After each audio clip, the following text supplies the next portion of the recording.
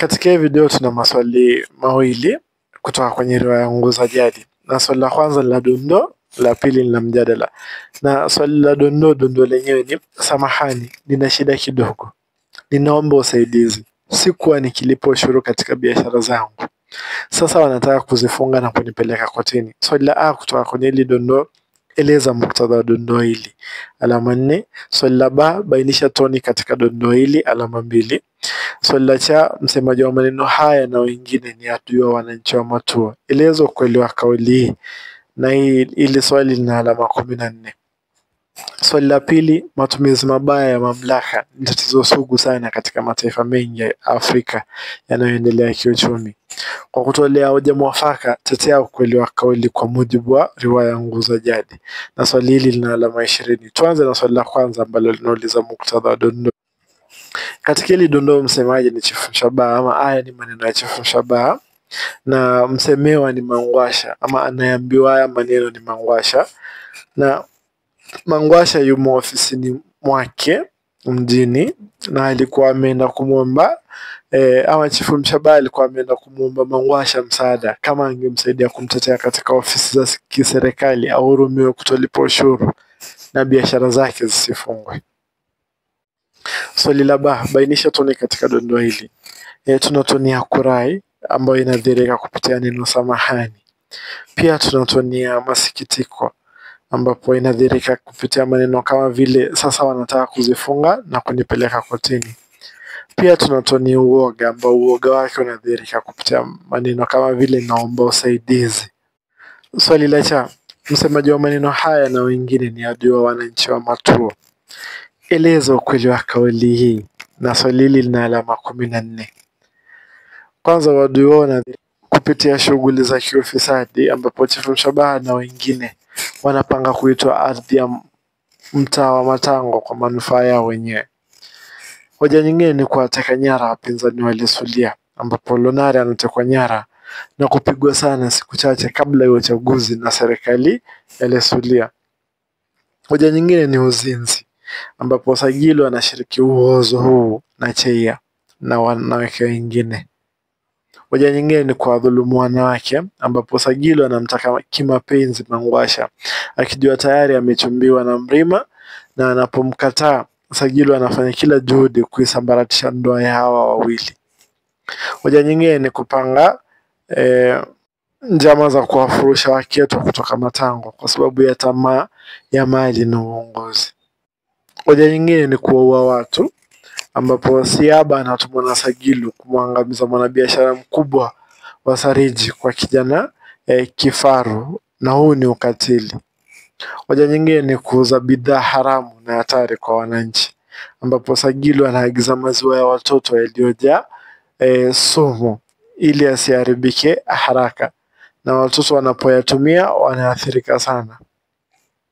Hoja nyingine ni kupitia kwa Mashauri, mtaalamu mkuu wa usanifu wa majengo jijini Taria, anaidhinisha ubomoaji wa jengo la Lonare.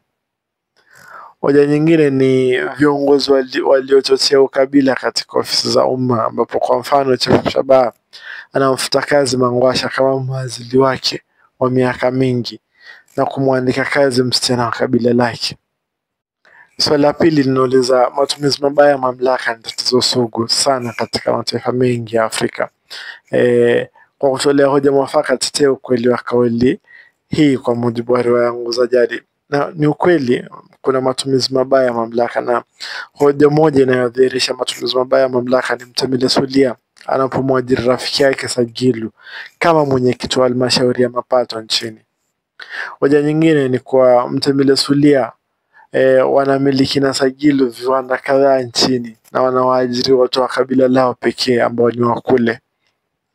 Hoja nyingine, Sagilu alipoyapokea maziwa ya watoto yenye sumu na kuyauza na yakaathiri afya za watoto wadogo wengi. Ilipobainika yeye ndiye chanzo cha hayo maziwa, serikali haikumfanyia chochote. Hoja nyingine, Sagilu anatumia cheo chake na pesa zake kwa Mrima ili amuingize ulevini, aisambaratishe na kuisahau familia yake.